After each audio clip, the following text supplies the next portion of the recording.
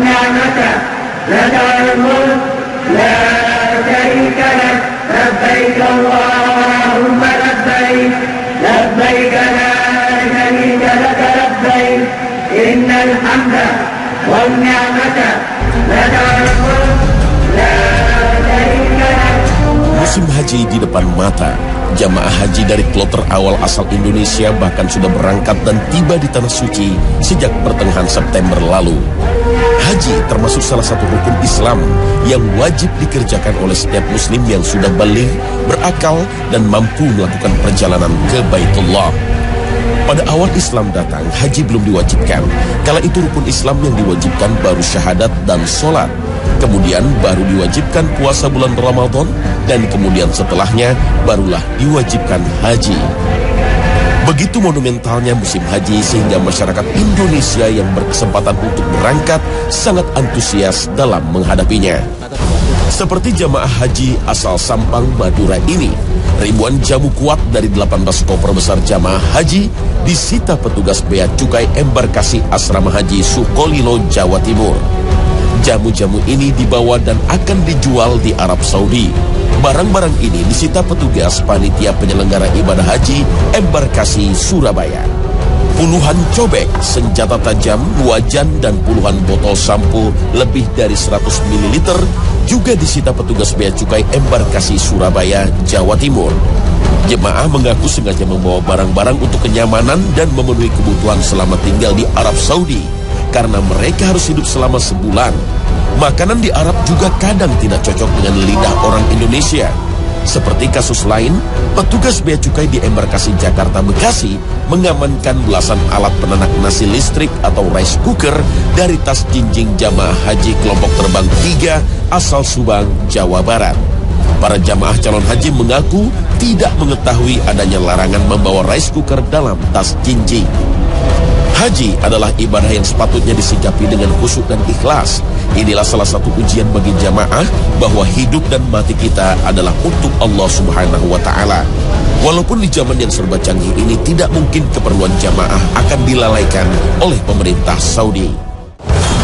Para jamaah lebih disibukkan dengan gelar haji, bahkan semakin disibukkan lagi dengan belanja oleh-oleh, karena malu kalau pulang haji tidak membawa apa-apa, yang mana hal ini tidak masuk kepada kategori rukun dan syarat sah haji. Tetapi masalah ini seakan mengalahkan wajib dan rukun haji. Sungguh sangat ironi memang haji yang diwajibkan dilakukan 1 kali dalam seumur hidup tidak dilaksanakan dengan sebaik-baiknya, bahkan terkesan asal-asalan yang penting sudah berangkat ke Tanah Suci.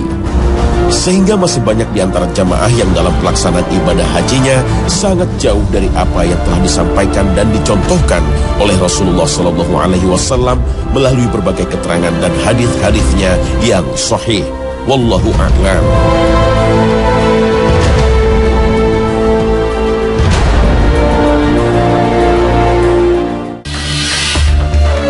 Assalamualaikum warahmatullahi wabarakatuh. Selamat pagi pemirsa Trans 7. Khazanah Ensiklopedia Islam Dunia pagi ini kembali hadir ke hadapan Anda untuk berbagi pengetahuan dan saling menasehati dalam kebajikan. Ibadah haji adalah salah satu rukun Islam yang 5 dan diwajibkan kepada setiap muslim yang mampu untuk melaksanakannya, turun sebagai kewajiban umat Nabi Muhammad pada tahun ke-9 Hijriah. Allah Subhanahu wa Ta'ala berfirman dalam salah satu ayatnya, "Walillahi 'alan nasi hijjul baiti man istata'a ilaihi sabila wa man kafara fa inna Allaha ghaniyyun 'anil 'alamin." Maka diwajibkan kepada seluruh para calon haji untuk mengetahui dan memahami terlebih dahulu apa saja yang mesti dipersiapkan dalam pelaksanaan ibadah haji tersebut. Seorang muslim akan diwajibkan untuk berhaji apabila ia sudah memenuhi beberapa kriteria. Syarat pertama adalah ia beragama Islam. Haji dan umrah hanya diperuntukkan bagi orang Islam, maka tidak wajib bagi orang yang tidak beragama Islam dan orang murtad. Orang-orang non-muslim tidak sah mengerjakan haji, bahkan tidak diperbolehkan memasuki kawasan tanah haram. Syarat kedua adalah sudah mencapai umur dewasa atau baligh. Anak-anak yang belum sampai umur tidak wajib haji. Namun jika tetap berkeinginan untuk mengerjakan haji, maka hajinya sah-sah saja. Akan tetapi tidak gugur kewajiban haji baginya setelah ia dewasa nanti. Tetap saja ia harus menunaikannya ketika sudah dewasa. Syarat ketiga adalah orang itu berakal sehat. Orang-orang yang sakit secara akal maka tidak wajib berangkat haji. Kalau mereka melakukan haji, maka haji itu sah. Syarat berakal sehat ini sama dengan syarat baligh. Berdasarkan hadis yang diriwayatkan oleh Imam Ahmad, Abu Dawud dan Turmuzi dari sahabat Ali radhiyallahu anhu. Diangkat pena atau tidak dicatat sebagai suatu ibadah dari 3 macam orang. Tidak mukallaf. 1, dari orang gila hingga ia sembuh. 2, dari orang yang tidur hingga ia bangun. Dan 3, dari anak-anak hingga ia baligh atau dewasa. Syarat keempat adalah orang itu harus merdeka. Orang yang masih berstatus budak maka tidak wajib haji. Ia dikenai wajib haji kalau telah merdeka dan mampu untuk melakukan ibadah haji. Dan syarat yang kelima adalah mampu atau berkecukupan harta. Para ulama berpendapat tentang kadar kesanggupan seseorang yang disyariatkan berangkat haji, baik mampu dari segi materi, kesehatan, dan lain sebagainya yang mendukung seseorang untuk berangkat ibadah haji. Orang-orang yang telah memenuhi syarat-syarat tersebut wajib segera menunaikan haji, sebagaimana hadis yang diriwayatkan oleh Imam Ahmad, Baihaqi, Ibnu Majah, dan Tahawi yang bersumber dari sahabat Ibnu Abbas radhiyallahu anhu bahwasannya Rasulullah SAW bersabda, barang siapa hendak melaksanakan ibadah haji, hendaklah ia segera melaksanakannya, sebab mungkin ia jatuh sakit, kendaraan hilang, atau ada keperluan lain. Setelah kita menjadi umat yang berkewajiban dalam berhaji, maka ada beberapa langkah yang harus kita lakukan ketika kesempatan berhaji itu datang pada kita. Rukun haji atau langkah dalam berhaji adalah kegiatan yang harus dilakukan dalam ibadah haji, dan jika tidak dikerjakan, maka tidak sah hajinya. Adapun rukun haji tersebut adalah: pertama, ihram.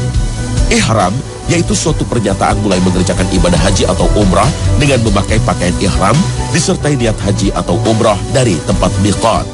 Langkah kedua adalah wukuf. Wukuf di Arafah yaitu berdiam diri sambil melakukan zikir dan berdoa di Bukit Arafah pada tanggal 9 Zulhijjah. Ketiga adalah tawaf ifadah. Tawaf ifadah yaitu mengelilingi Ka'bah sebanyak 7 putaran, dilakukan sesudah melontar Jumrah Aqabah pada tanggal 10 Zulhijjah. Keempat adalah melakukan sa'i. Sa'i yaitu berjalan atau berlari-lari kecil antara Safa dan Marwah sebanyak 7 kali, dilakukan sesudah tawaf ifadah.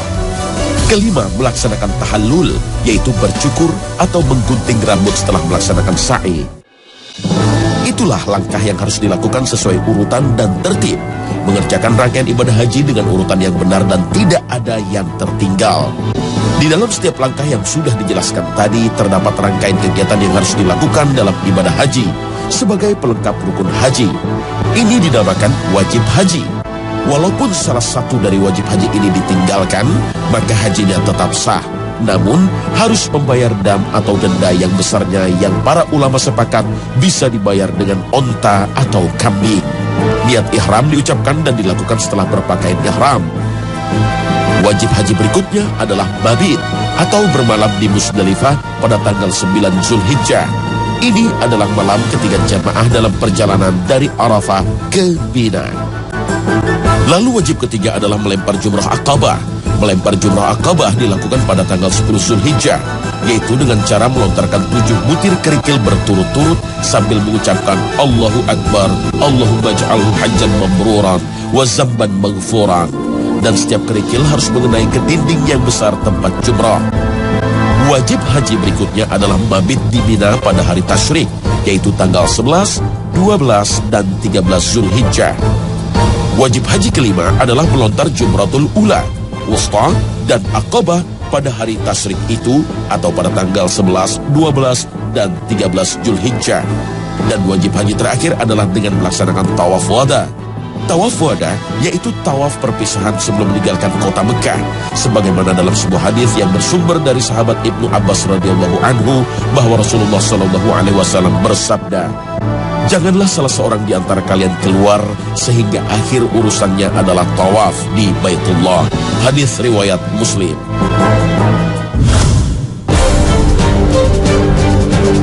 Indonesia Indonesia adalah salah satu negara yang mayoritas penduduknya Muslim. Bahkan menurut data, jumlah umat Muslim di Indonesia adalah yang terbesar di dunia. Maka tidak heran jika dalam setiap tahun, Indonesia selalu mendapatkan peringkat pertama dalam hal kuota jamaah haji di antara berbagai negara yang ada di dunia. Jamaah yang berasal dari Indonesia adalah jamaah yang mempunyai keunikan tersendiri. Dari mulai berangkat ke Tanah Suci Mekah, pelaksanaan ibadah haji, dan sampai pulang lagi ke tanah air. Mayoritas jamaah haji kita pada umumnya ketika akan berangkat melaksanakan ibadah haji, calon haji selalu mengadakan syukuran dengan mengadakan pengajian atau tausiah, dengan mengundang keluarga dan para tetangga sebagai bentuk syukur kepada Allah bahwa ia bisa dipanggil untuk berangkat menunaikan rukun Islam yang kelima. Sampai pada waktu keberangkatan pun dari dulu sampai sekarang tradisi ini tidak berubah. Ketika calon haji berangkat dari kampung halaman, banyak saudara-saudara bahkan para tetangga ikut mengantarkan dengan memakai bis sewaan menuju pemondokan haji.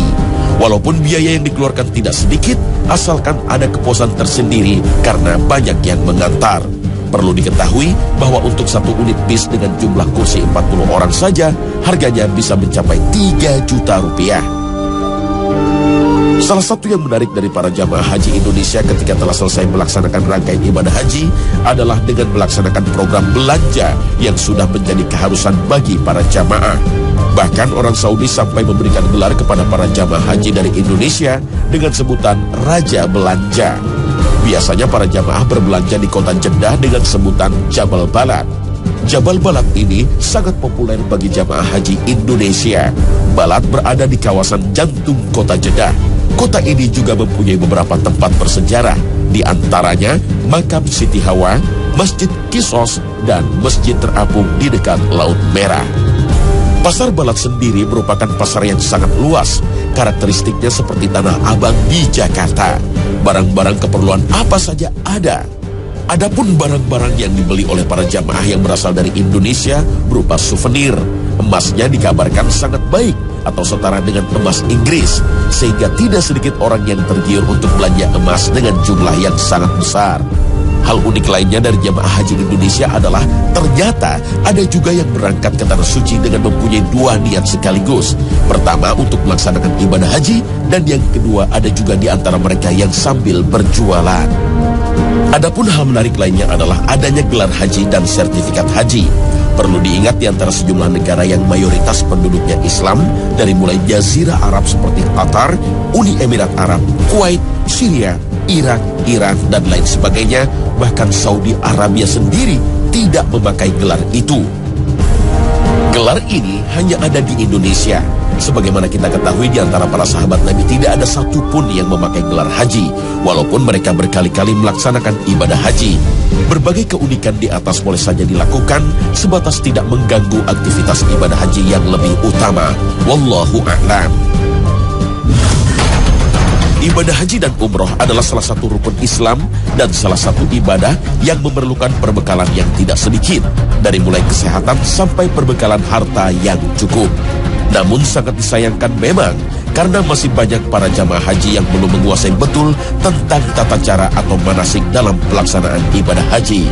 Sehingga tidak sedikit para jamaah yang sudah mengorbankan hartanya supaya bisa melaksanakan ibadah haji berakhir sia-sia. Sebagaimana sabda Rasulullah SAW, barang siapa yang melakukan perbuatan yang tidak ada pada urusan kami, mengadakan hal-hal yang baru, maka ia tertolak. Hadis Bukhari Muslim.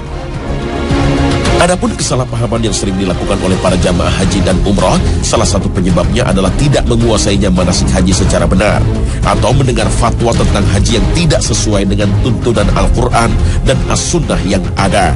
Berikut ini beberapa kesalahan yang sering terjadi di kalangan jamaah dalam pelaksanaan ibadah haji. Pertama, melewati miqat tanpa berihram seperti kebanyakan jamaah haji Indonesia yang kemudian baru berihram setelah sampai di airport Jeddah. Pastikan kita sudah mengenakan kain ihram sebelum memasuki miqat. Jadi berihram bisa dilakukan sebelum naik pesawat atau di atas pesawat. Namun ada juga ulama yang berpendapat bahwa miqat bisa dilakukan di Jeddah, walaupun pendapat itu lemah. Kedua adalah wanita yang dalam keadaan haid atau nifas meninggalkan ihram karena menganggap ihram itu harus suci terlebih dahulu. Pendapat ini kurang tepat. wanita haid atau nifas boleh berihram dan melakukan manasik haji, kecuali tawaf di Baitullah. Jadi karena keadaan yang belum suci, maka dilarang untuk tawaf, namun tidak mengurangi nilai ketika ingin berihram. Hal lain berkenaan dengan tawaf juga sering dilakukan oleh jamaah kita, seperti membaca doa khusus yang berbeda pada setiap putaran tawaf, dan membacanya secara berjamaah dengan dipimpin oleh seorang pemandu. Perbuatan ini tidak tepat karena tidak pernah diajarkan oleh Rasulullah SAW. Rasulullah SAW hanya mengajarkan untuk membaca Rabbana atina fid dunya hasanah wa fil akhirati hasanah wa qina adzabannar. Dilakukan selama 7 putaran hingga tawaf selesai. Lainnya adalah melakukan romal atau berlari kecil pada sebuah putaran. Padahal romal hanya ada pada 3 putaran pertama saja, karena hanya ini yang disunnahkan. Lalu ada yang paling sering kita lakukan, yaitu upaya kita untuk mencium Hajar Aswad dengan berbagai cara. Menyakiti orang lain dengan saling dorong, bahkan dengan melakukan kata-kata cacian yang menyebabkan perkelahian untuk mencium Hajar Aswad adalah kesalahan. Mencium batu hitam Hajar Aswad bukanlah kewajiban, melainkan sunnah. Dengan jutaan jamaah yang berniat sama, maka akan menambah kesulitan bagi jamaah untuk bisa mendekat. Bila itu terjadi, maka lakukan dengan isyarat, dengan melambaikan tangan sambil mengucap Bismillahi Allahu Akbar. Lalu berdesak-desakan untuk melaksanakan sholat di belakang makam Ibrahim setelah tawaf. Padahal, jika situasi tidak memungkinkan, boleh saja melakukan sholat di tempat mana saja, asalkan di Masjidil Haram. Itulah tadi beberapa kesalahpahaman tawaf yang sering terjadi pada jamaah haji kita. Namun, setelah tawaf masih ada langkah selanjutnya, yaitu sa'i. Dan beberapa jamaah juga sering melakukan kesalahan terkait perkara sa'i. Pertama, sebagian orang ada yang meyakini bahwa sa'i tidaklah sempurna sebelum naik ke puncak Bukit Sofa atau Marwah. Padahal, cukup naik ke bukitnya saja sudah diperbolehkan. Kedua, ketika naik ke Bukit Sofa dan Marwah sambil bertakbir seperti mau melaksanakan sholat. Padahal yang disunahkan adalah berdoa dengan memuji Allah Subhanahu wa Ta'ala sambil menghadap ke Ka'bah. Dan selanjutnya adalah kesalahan yang sering terjadi pada saat wukuf. Pertama, sebagian jamaah ada yang tidak memperhatikan batasan daerah Arafah, sehingga mereka wukuf di luar Arafah. Lalu ada sebagian jamaah yang keluar Arafah sebelum matahari terbenam. Sementara yang wajib bagi yang melaksanakan wukuf keluar dari Arafah adalah setelah matahari terbenam. Maka kalau keluar sebelum matahari terbenam, mereka harus membayar dam. Lainnya adalah berduyun-duyun naik ke bukit di Arafah yang disebut dengan Jabal Rahmah dan melaksanakan wukuf di sana lebih afdol. Ketika berdoa di Jabal Rahmah, tetap menghadap ke kiblat. Ada sebagian jamaah haji yang keluar dari Musdalifah sebelum pertengahan malam, bahkan setelah lewat tengah malam. Maka perbuatan tersebut tidak disebut mabit, karena sesuai sunnahnya mabit di Musdalifah sampai pagi, kemudian melaksanakan sholat subuh berjamaah. Lalu ada jamaah yang melempar jumroh dengan 7 batu sekaligus, bahkan ada yang melemparkan sandalnya serta batu besar. Maka yang benar adalah melempar jumroh sebanyak 7 kali. Setiap kali lemparan membaca takbir Allahu Akbar. Serta tidak boleh mewakilkan ketika melempar jumroh, kecuali dalam keadaan sakit dan tidak bisa jalan sama sekali. Dan tidak diperbolehkan melempar jumroh pada tengah malam pada hari-hari tasyrik. Lakukan dengan urutan yang benar dari semua rukun haji, di mana tawaf wada menjadi amalan terakhir yang dilakukan ketika mau meninggalkan kota Mekah. Haji mabrur adalah haji yang diterima oleh Allah Subhanahu wa Ta'ala. Lawannya adalah haji mardud atau haji yang ditolak Allah Subhanahu wa Ta'ala. Haji mabrur adalah haji yang dilaksanakan secara sempurna dengan memenuhi semua syarat wajib dan rukunnya selama dalam pelaksanaan ibadah haji. Tidak berbicara rafats atau omongan kotor, fusuk atau kedurhakaan, dan tidak juga berbuat jidal, berdebat atau bertengkar sebagaimana firman Allah Subhanahu wa Ta'ala. Musim haji adalah beberapa bulan yang dimaklumi. Barang siapa yang menetapkan niatnya dalam bulan itu akan mengerjakan haji, maka tidak boleh rafats, berbuat fasik dan berbantah-bantahan di dalam masa mengerjakan haji. Dan apa yang kamu kerjakan berupa kebaikan, niscaya Allah mengetahuinya. Berbekallah, dan sesungguhnya sebaik-baik bekal adalah takwa, dan bertakwalah kepadaku, hai orang-orang yang berakal. Al-Quran, Surah Al-Baqarah ayat 197. Para ulama bersepakat tentang ciri-ciri seseorang yang mendapatkan gelar haji mabrur. Pertama, ibadah haji dilakukan dengan niat yang ikhlas karena Allah Subhanahu wa Ta'ala, bukan karena gengsi semata dikarenakan seseorang adalah orang kaya. Serta yang paling utama adalah pelaksanaan ibadah haji mesti sesuai dengan apa yang telah dicontohkan oleh Rasulullah Shallallahu Alaihi Wasallam. Kedua, biaya untuk melaksanakan ibadah haji berasal dari harta yang halal dan tidak tercampur sedikit pun dengan harta-harta haram. Ketiga, berlaku sabar, bersyukur, dan tabah selama ibadah haji ketika menghadapi berbagai macam kesusahan dan ujian selama pelaksanaan ibadah haji dan tidak berbuat sombong. Keempat, berperilaku baik selama ibadah haji sebagaimana sabda Rasulullah Shallallahu Alaihi Wasallam. Rasulullah Shallallahu Alaihi Wasallam pernah ditanya tentang tanda haji mabrur. Rasulullah Shallallahu Alaihi Wasallam bersabda, memberi makanan dan berkata baik. Hadis riwayat Ahmad, Tabrani, Ibnu Khuzaimah, Al-Baihaqi, dan Al-Hakim. Dalam riwayat Ahmad dan Al-Baihaqi disebutkan memberi makan dan menyebarkan salam. Kelima, memelihara semua pahala yang telah ia usahakan selama haji. Ia akan memulai hidup baru setelah haji dan senantiasa beramal baik serta menambah ketakwaan kepada Allah Subhanahu wa Ta'ala. Perlu diketahui bahwa seseorang yang mendapatkan predikat haji mabrur tidak ada balasan kecuali surga Allah Subhanahu wa Ta'ala, sebagaimana sabda Rasulullah Sallallahu Alaihi Wasallam. Dan haji mabrur tidak ada balasan yang pantas baginya selain surga. Hadis riwayat Bukhari nomor 1773 dan Muslim nomor 1349.